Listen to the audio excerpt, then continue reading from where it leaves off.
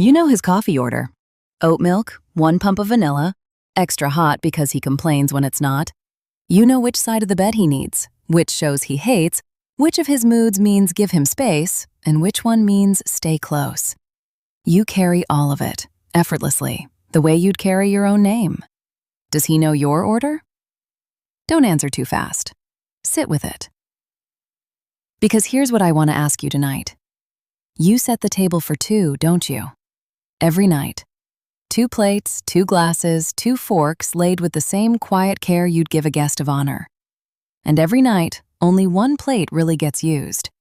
His. Picked at, half finished, pushed away while he checks his phone.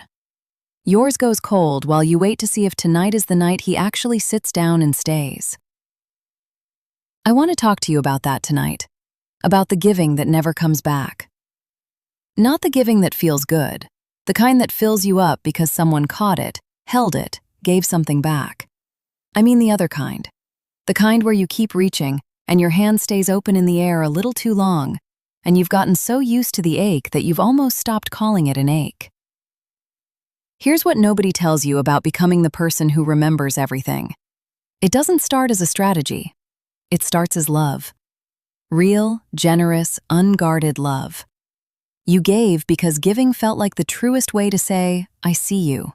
I want you to feel safe here. But somewhere along the way, so gradually you couldn't mark the day, the giving stopped being an offering and became a bid.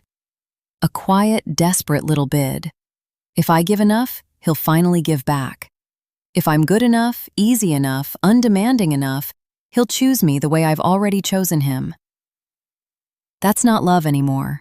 That's an audition. There's a version of you, young, much younger than you are now, who learned this trick early. Maybe you were the one who kept the peace in a house that wasn't peaceful. Maybe you learned that being needed was safer than being wanted, because being wanted required someone else to choose you first, and you couldn't control that. But being needed, being useful, being the one who remembers, who fixes, who holds it all together, that you could do. That was in your hands. So you built a self out of usefulness. And it worked, in a way. People stayed. People needed you. But somewhere in all that being needed, a question got buried so deep you forgot to ask it. What do you need? You don't know, do you? Not really. You know what he needs. You know what your friends need, what your mother needs, what the version of you that keeps everyone comfortable needs to do next. But your own want, the plain, unmanaged, unstrategic want, you've lost the thread of it. Let me tell you what this costs, because I don't think you've let yourself add it up. Think of the last time you were sick, really sick, the kind where your body was begging you to stop. Did you stop? Or did you still get up, still make the coffee, still ask if he was okay? Because some old, tired part of you believed that needing care yourself was a kind of failure. That's the cost. Not one dramatic loss you can point to, but 1,000 small abdications, each one so minor you told yourself it didn't count. Every time you give and it isn't met, some part of you flinches. And then, because you're so practiced at it, you swallow the flinch and give again. You've trained yourself not to notice the debt because noticing it would mean admitting how much is owed. And so you keep making deposits into an account that never pays interest, telling yourself that eventually, the balance will tip. It won't. Not because you haven't given enough, because reciprocity was never something you could give your way into. It has to come from him, freely, or it isn't reciprocity at all. It's just you, still giving, still waiting, dressed up as a relationship. You cannot love someone into meeting you. You can only meet yourself and see clearly who's standing across from you when you do. There's a quieter cost, too, one that doesn't announce itself. It's the friend you stopped calling because you didn't have anything left over after giving it all to him. It's the hobby you let go of because it felt indulgent to want something that was only for you. It's the version of yourself that used to take up more space in a room, who's gotten smaller and smaller, trying not to need anything that might go unanswered. You didn't lose her all at once. You gave her away, one small surrender at a time, and called it love because it was easier than calling it what it was. Here's the distinction I want to leave with you, because I think it's the one that actually changes something. There's a difference between generosity and self-erasure, and it's subtler than it sounds. Generosity gives from fullness. You have something and you offer it. And if it isn't received, you're disappointed, but you're still whole, because the giving was never the only thing holding you together. Self-erasure gives for fullness.